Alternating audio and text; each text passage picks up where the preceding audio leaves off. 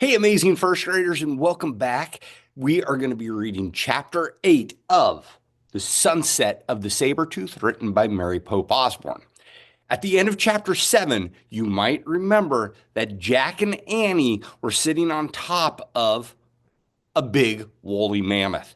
They thought that the woolly mammoth was bringing them back to the treehouse. So let's find out what happens in this super exciting chapter.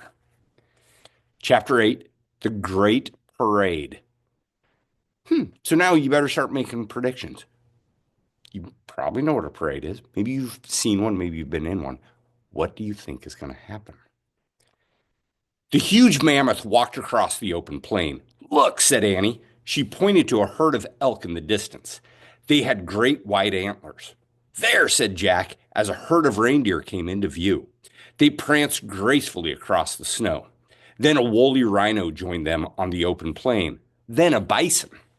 The elk, reindeer, rhino, and bison moved along with them at a distance. They seemed to be escorting Jack and Annie back to the treehouse. The snow sparkled with sunlight. This is a great parade, Jack thought. Fantastic. They were getting closer and closer to the grove of tall trees. I told you, said Annie. Lulu is taking us home. But just then the mammoth let out a cry. All the other animals bounded off. Peanuts started to squeak. Jack looked around. Behind them, the saber-tooth was slinking across the sunlit snow. The woolly mammoth roared and plunged forward. Jack and Annie nearly fell off. Jack clutched Annie. She and Peanut clutched the mammoth's shaggy hair. The mammoth thundered wildly over the ground. Ah!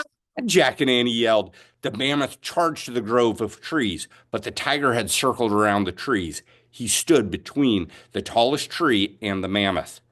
They were trapped. The saber-tooth began moving slowly toward the mammoth. The woolly mammoth roared fiercely. But Jack knew a saber-tooth could kill any creature, including a mammoth. The huge tiger's head was down. His burning eyes were fixed on the mammoth. His long white fangs glinted in the sunlight.